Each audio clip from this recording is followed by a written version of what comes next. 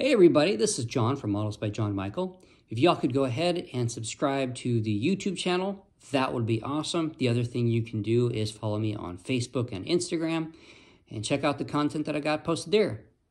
So in this video, I want to do a in-the-box kit review slash from the bench review because I've already started this kit and I just kind of want to show you what this kit is. And the one that I'm doing is an SB2C Helldiver by Pro Modeler, which was from Revell. So this kit is no longer in production, but you can still find it fairly easily. So they did make quite a few of these kits. It's a 1/48 scale kit.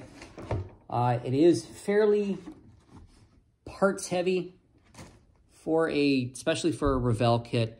The detailing on this thing is really, really nice. I believe it's a reboxing of an Academy kit, if memory serves correctly. So it has all of the nice features that you'd want to have for a nice kit. The recessed lines and all that stuff. So I've modified this one. This is actually commission build.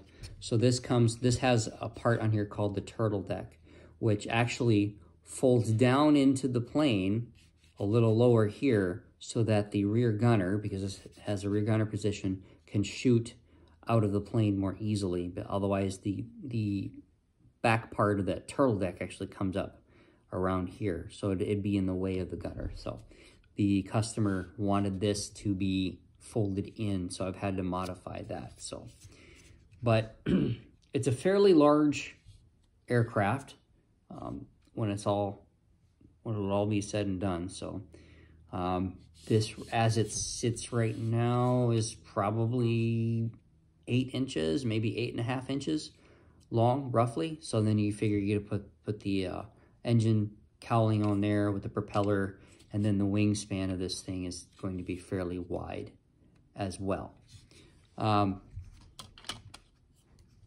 And then and I'll show you some of the other pieces here, show you the wings. If I can get them out of the box, just bear with me a second here.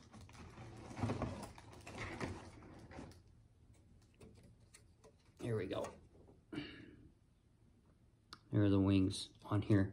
And then one thing to be aware of is on the rear, one of the rear stabilizers, they do have their little branding on there. So you just want to sand that off once you put the model together. So, and then stock, it does come with some photo etch pieces. Here they are, of the die flaps.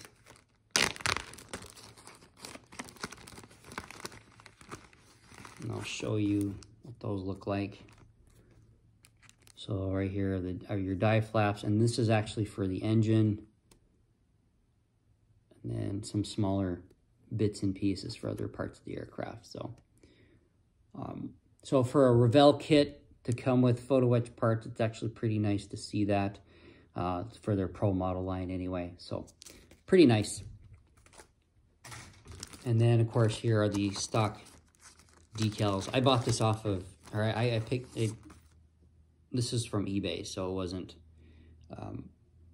all of the, so I don't have all the stuff in its proper bags. But there are the stock decals. These decals are yellowing a bit, but I do have aftermarket decals that I'm applying on this kit. So just something to be aware of. If you get an older kit, a lot of times the decals will start to yellow, especially if the kit wasn't stored properly. Just something to be aware of. And here are the clear parts on there. So those are pretty nice. As you can see, the canopy comes in several different pieces. So you have a lot of options to configure the canopy however you want to for your build. So I think that Revell kind of went all out for this kit, or at least for the Pro model line. This is the first Pro modeler kit from Revell that I've built.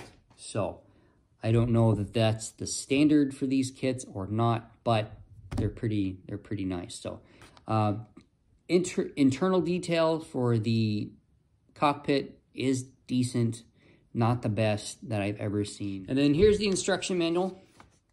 So pretty standard, I think, for a Revell kit. You know, does everything that all the other ones do. I've heard from different sources that this instruction manual is better than what the Academy kit was, but then I've heard the Academy one was better, so take your pick. I mean, I don't know. I think it's all subjective. So, but it doesn't do anything crazy, you know. The nice thing is, too, it does tell you about the photo etch parts that are in the kit. So it's not like you get them in there and you have no idea what to do with them. So, but it just, you know, just like any other manual, takes you through step by step. One thing that is kind of cool, but I wish these photos were in color, but it shows you what the real aircraft looked like.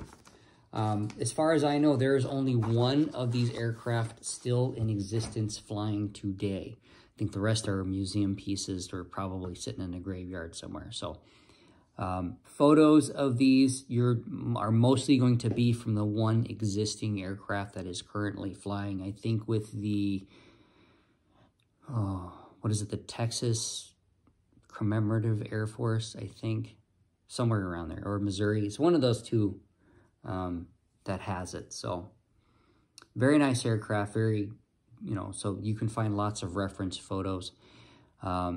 However, I have run into some issues finding some reference photos in color of the cockpit, specifically about the stuff right next to the seat. You get a good view of what the panel looked like, the instrument panel, and then your levers and everything that are from, you know, the seat forward, but looking, you know, exactly down to your left, to your right, 90 degrees, you don't really get a lot of that. So at least I haven't found some. The other thing with this kit to be aware of, from what I've seen, is for the wing alignment, where the wing meets up with the body. So right in this area here, your wing root, it doesn't match up exactly. So you're probably going to have to get some type of spacers put in there, so that way they meet up correctly and closes that gap up nicely for you. So just one little tip to be aware of. There are other folks especially on Facebook, who are currently building this kit or have built this kit, and I'm kind of going off of some of the stuff that they've said and using that as a good little walkthrough. So anyway, guys, that's all I got for now. Thanks for watching. I appreciate all of you guys. So I'll see you later. Happy modeling.